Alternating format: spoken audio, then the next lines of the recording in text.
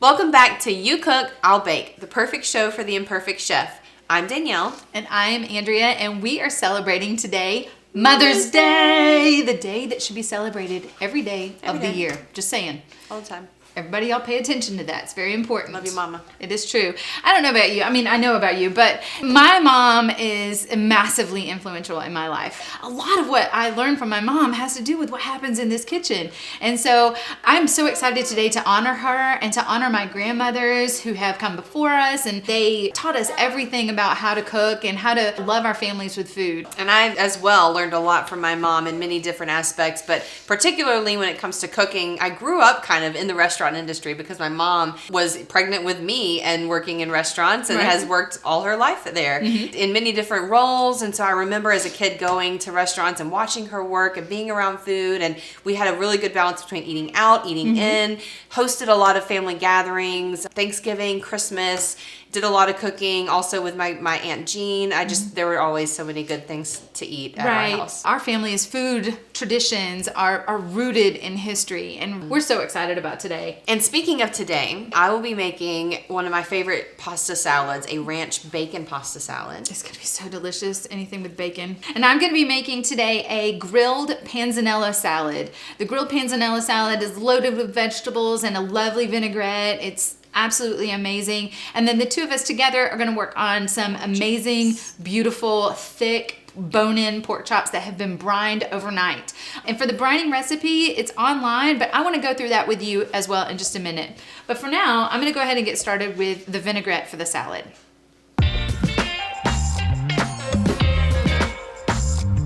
Okay, so I'm starting today with some shallots. Now, if you don't know what a shallot is just basically if an onion and a garlic kind of had babies. I don't know how to explain it otherwise, except for these are little mini onions that are all inside this one little bulb. This is an onion. This is a shallot. Shallots are milder, have such a beautiful flavor to them, and this is part of our vinaigrette. I've already peeled these. I'm gonna go in and do a really fine mince of this lovely shallot. First off, guard your hands. Remember to guard your hands. Really important. But if you'll notice, I'm not going all the way through the onion. I need that to stay intact so I have something to hold on to. And I'm going to make a beautiful, lovely mince with this shallot. And once I get to this point, I'm actually just going to go ahead and turn it over and finish up the mince. What's lovely about a shallot is that a shallot is not going to burn your eyes quite as badly as an onion does. You know, we always have issues with onions and the fumes just coming up and getting you right in the eyes. You see these little bitty pieces coming out. They're just lovely. This is going to add a lot of flavor to my vinaigrette. And it's also going to give it just a bit of a bite. This is a typical French vinaigrette as well. You know how much I love French. That's my thing. To the shallots, I'm going to add some lovely red wine vinegar. I've got about a quarter cup, a third of a cup there. And then I've got some Dijon mustard. It's really kind of important to get the good stuff, you know, the Grey Poupon or the Maille version. Kind of stir it up just a smidge. Add a little bit of salt and pepper. Maybe like 2 pinches of salt, 1 nice hearty pinch of pepper. Now what makes this a dressing is the olive oil. The olive oil is very important. You want an extra virgin olive oil. You don't want anything too heavy. We're going to whisk this mixture together and slowly drizzle in about a third of a cup, half a cup of olive oil. The important part of this is the slow drizzle. You want to slow drizzle this because it emulsifies, and the emulsification process is basically where the olive oil gets a chance to mix in with the vinegar and stays there. Because you know the whole adage about oil and vinegar, you can't mix oil and vinegar. No, but you can emulsify it and make a dressing out of it. And it's lovely and it's wonderful. So this takes a couple of minutes, but it's important to continue whisking throughout the entire process. And all this salt, all the vinegar, all the onions, all the pepper will start to incorporate really, really well with the olive oil. This will also help to thicken your dressing a little bit so it's not so watery. It gives it a really nice flavor. I think I'm right where I need to be. Oh, look how beautiful that looks. You see it kind of glistens. That's the emulsification of the oil. I'm gonna add about a tablespoon, maybe half a tablespoon of honey to this mixture just to sweeten it up a little bit and kind of counteract the acidity in the red wine vinegar. Most important thing that you can do, taste your dressing. Ooh, it doesn't need anything. Oh, that's so good. There you have it. You have a lovely vinaigrette for your grilled panzanella salad.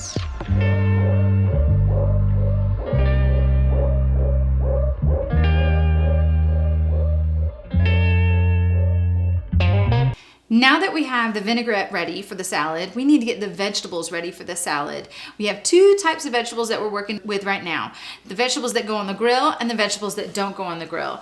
Could you take care of cutting the tomatoes? Now the tomatoes are not gonna go on the grill. That would destroy the tomatoes, and we're using very, very special tomatoes today. Aren't they beautiful? Look how pretty that is. It's so lovely. These are heirloom tomatoes.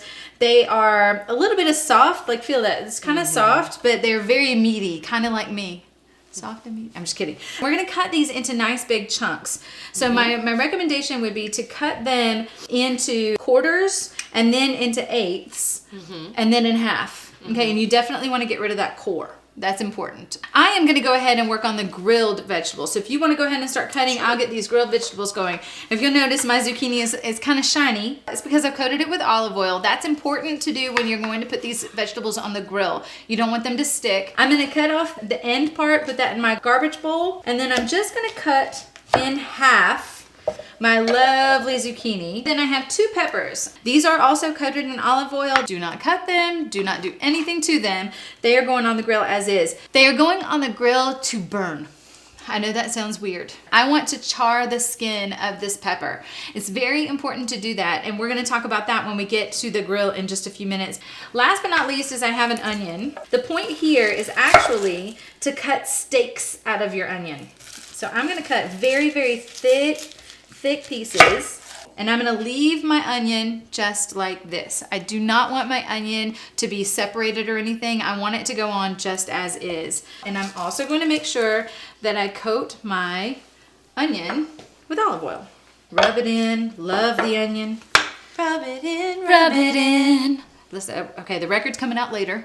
You cook, I'll bake, we sing. Don't change the channel. Don't comment below either.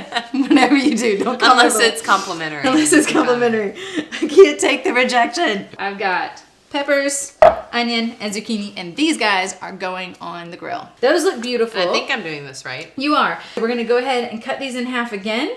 Okay. And then put them into our bowl, a teaspoon of salt, mix it in a little bit together, and then that'll kind of help release a little bit of those waters as well. Heirloom tomatoes are typically very irregular in shape and size. Reminds me of my grandmother's garden. Oh, she had the most lovely garden. She had tomatoes for days. They were the most beautiful tomatoes and the most beautiful garden ever. She's actually the one that inspired me to have my garden. Claw your hands, people. Claw your hands. Yes, my teaching is working. My Aunt Jean was a big influence on me as well with cooking. Right. Her chicken and dumplings are coming later in a future episode at some point in time. We might have to have a chicken and dumpling off. We'll have a chicken and pastry off. But even though we didn't have a garden, I remember going outside for things like pecans. I remember going out and picking pecans off the ground. Pecans. Either way, I remember going out and picking pecans in the front yard and bringing them in and you know, like a Walmart bag or something. We'd go out there as kids. And then you have to shell them. And, well, we didn't, the thing I remember shelling is green beans. I remember going to my babysitter's house. Yes. Dot was her name. And I remember sitting and shelling green beans with her. And that's a really good memory. Those are things that my kids don't do because we don't have, you know, pecan trees and things like that. I think that they're going to miss out on. So hopefully we can find a way to incorporate that somehow. Like, just come over to my garden. Well, that's true. This is true.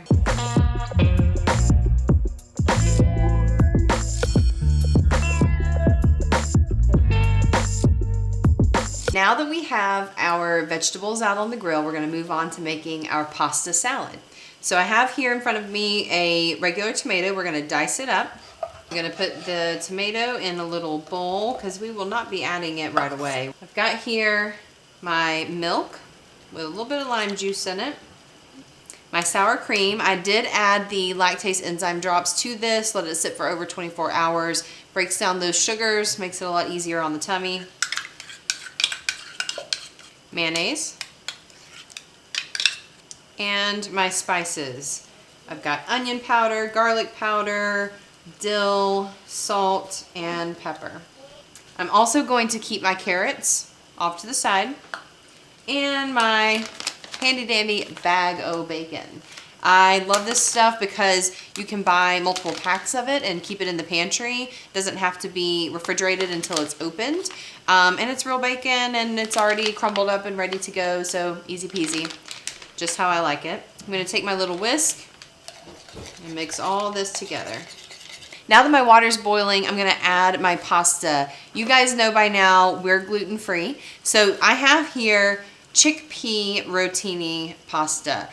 Honestly, you guys, this is my first time using this. I'm actually really excited about it. So we're gonna pop it into the boiling water and give it 7 to 9 minutes to cook.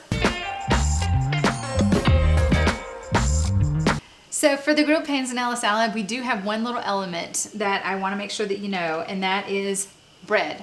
Now, I'm using regular bread. This is a baguette that I picked up at the grocery store, but we also have a gluten-free bread here as well. We're going to slice the gluten-free bread up the same way that we did with this one. However, I want to drizzle this with olive oil because it is going on the grill as well. I just want to get a little bit of a grill mark on it. Nice little toast. It's going to act as if it's a crouton, basically. And who doesn't love croutons on their salad? I mean, come on. All of these lovely juices from the tomatoes, from the vinaigrette, from everything, it's all gonna come together. It's gonna soak into that bread, which makes it insanely good. You're gonna love it.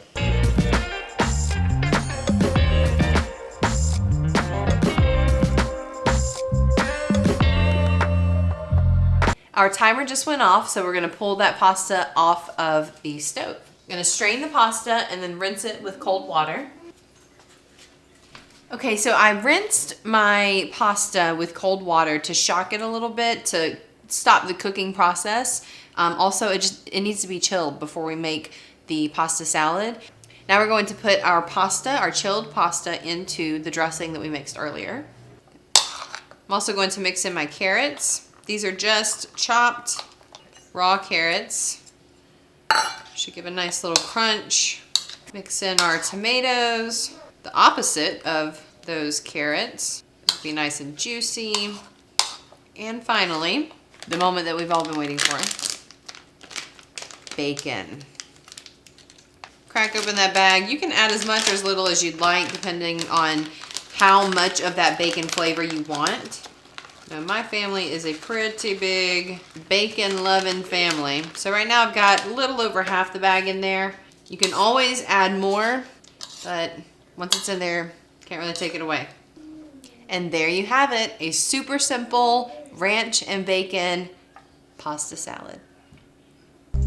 Hey yo, Andrea. Hey yo, what's up? Come taste this pasta salad. I taste that so much thing. Ooh, ooh. This sauce is good. I'm looking for 2 words.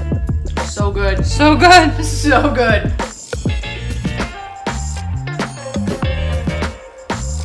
Okay, Andrea. Yes. There's this word that's been floating around. You've said it a couple of times. Yes. It's even on our website. And to be honest, I don't know too much about it. Okay. What is a brine? A brine is a salt solution that you soak meat in.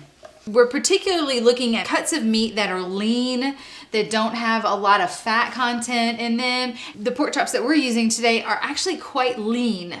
So what we're gonna try and do is infuse a lot of juices and infuse some salt into the actual internal parts of the meat, and that's what a brining solution does. It also helps to break down the structure, the actual cellular structure of the meat to accept juice. And so when it's finished and all is said and done, you have a juicy piece of meat that isn't under-seasoned. What I've done yesterday is I made a brining solution. The recipe is on our website, youcookallbake.com. I left it in the refrigerator overnight in the largest Ziploc bag known to man. Now what I want to do is I'm actually going to take these pork chops out. I'm going to pat them dry, and then I'm going to lightly salt them. Let's go ahead and do that right now. Just look at how beautiful. You can actually see the moisture moving around in the pork chop itself. You see the moisture moving around. So it is packed solid with a lot of flavor, tons of flavor. I pulled some rosemary from my garden. I pulled some oregano from my garden. It's all in there. And what I did was when I made the solution, I boiled the solution and then I cooled it down and then I put the pork in.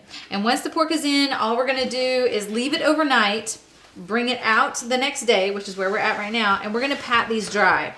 We're gonna pat them dry, and look how thick they are. Aren't they gorgeous? They are. Thank you, Costco. Mm-hmm. Oh, we're gonna leave these right here, pull them off to the side, pat them dry, and then we'll come back in just a minute. We'll lightly salt them and put just a smidgen, a tiny thin coat of oil on the outside. Now, not a lot of salt. Remember, there's a lot of salt in that brine. So I'm just gonna do a light, tiny little bit of salt and oil, and then we're gonna put them on the grill.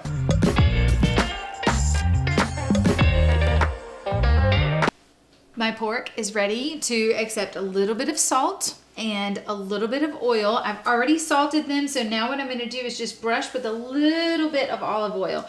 Really seriously thin coat of olive oil. And this really just helps the pork come away from the grill.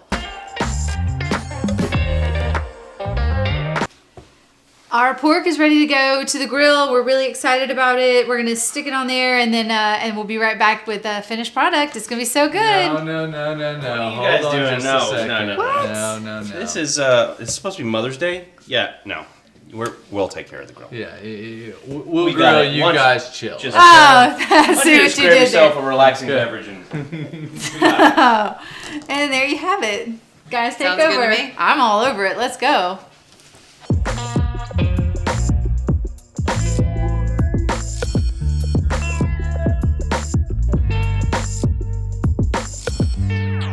The girls did a wonderful job prepping the chops for us with the brine. They brined overnight. That's awesome. These are going to be incredible. They are super thick. I went ahead and gave them a little bit of extra seasoning on one side. That's going to go grill side down first. So we're keeping it anywhere between 500 and 600 degrees. Is that right? That's correct.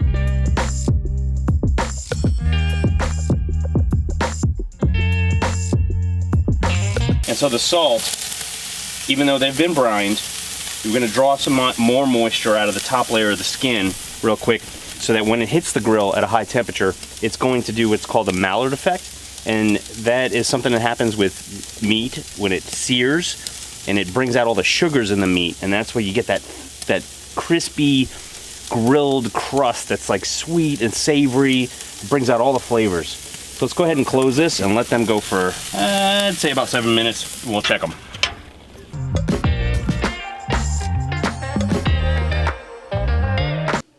Okay, Danielle, how's it look? How do our grilled vegetables look? Well, they smell amazing, but they look a little burnt. It's called chard. Okay, so it's called chard. Here's the deal. Check it out, guys. I have my pepper here. It's really, really hot, so I'm gonna just kind of give you a little bird's eye view of it really quick. This is my pepper that I have now that has been charred on the grill. It's so important to char the peppers right now because really, to be honest with you, when you have any kind of pepper like this, the skin of the pepper is really not good when you put it in a salad. So we're actually gonna take it right now and I'm gonna give you a really cool technique. We're gonna take a Ziploc bag, a large Ziploc bag, and I'm gonna put the peppers in the bag. Can you guess why I'm doing that? I'm guessing that you're going to do something where the skin like falls off of them. Yes, that's exactly right. Look at you, 100 for the day. This is good. My peppers are gonna go in a Ziploc bag right now. It's super important to do that because they're actually gonna continue to steam. They are really, really hot straight off the grill. We're gonna let this sit for a few minutes. And what's gonna happen is that the skin itself is gonna start to kind of like shrivel up a little bit. And we're gonna be able to take a paper towel and wipe all that char off. We want the flavor, but we don't want the char. I'm gonna put this to the side for a second and we're actually gonna start chopping up our vegetables. So I have in here, I have my onion steak, I like to call it. And then I have my zucchini. And I'm just gonna chop these up in like a large, rough chop.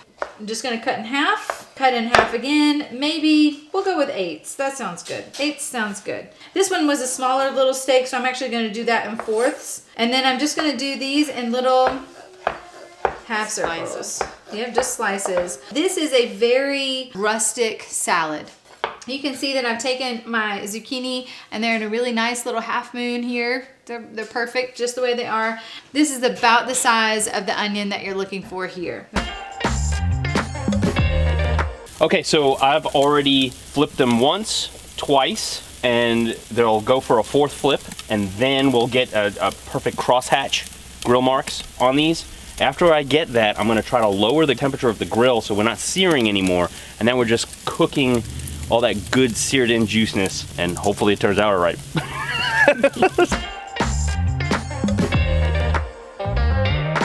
Our salad and everything is ready to assemble at this point. I have my peppers here. I've got my zucchini and my onions already chopped up.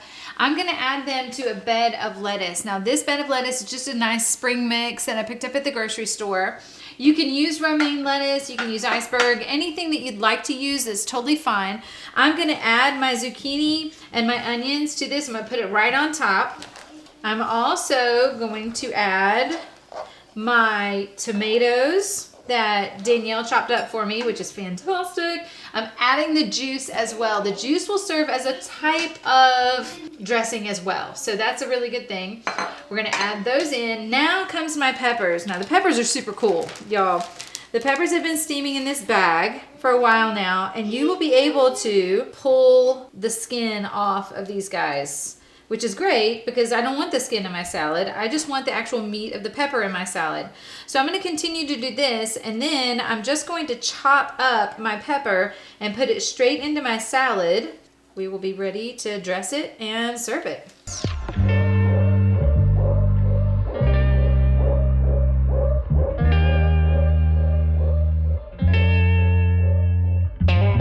Now where I'm at with the salad is I just need to add the croutons that we've made earlier. So I'm gonna take my bread, and what I did was instead of grilling it, there wasn't a lot of space on the grill, I actually toasted it and broiled it in the oven. Totally okay, you can totally do that. So now I'm gonna take my croutons, my baguette. I'm actually gonna take the regular baguette and I'm gonna cut it into fourths.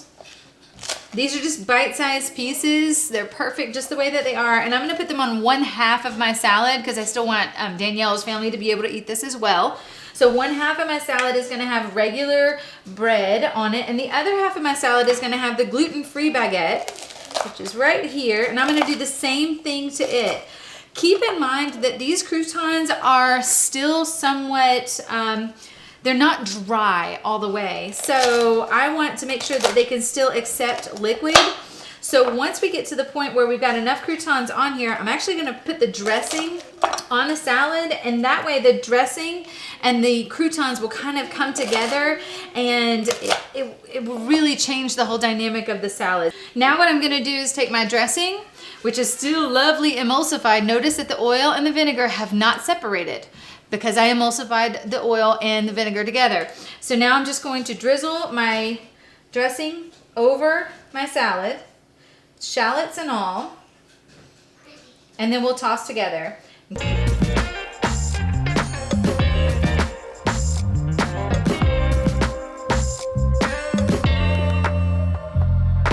And there you have it, guys. There is your panzanella salad.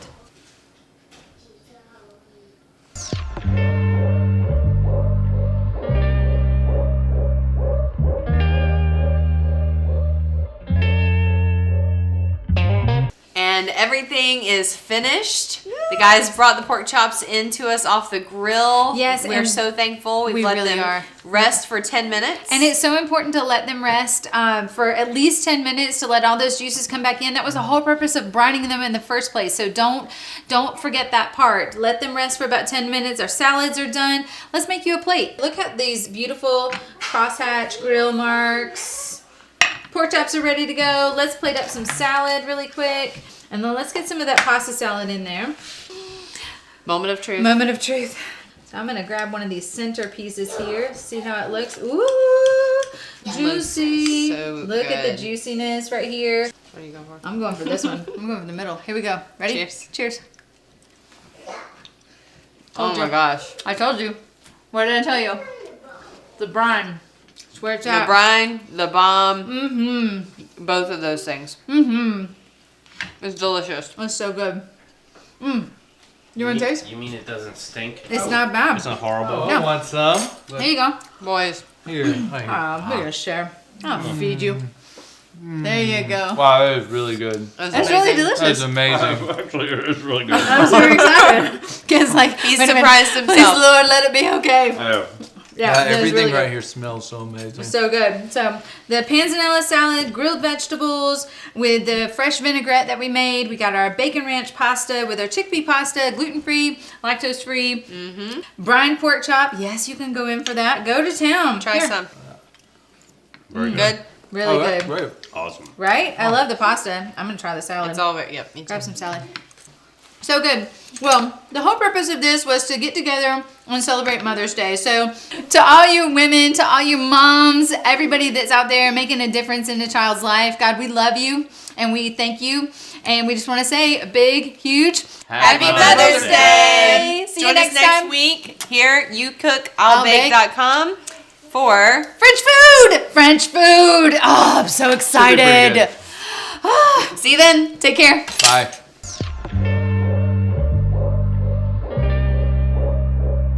What are we going to say now? Where are we?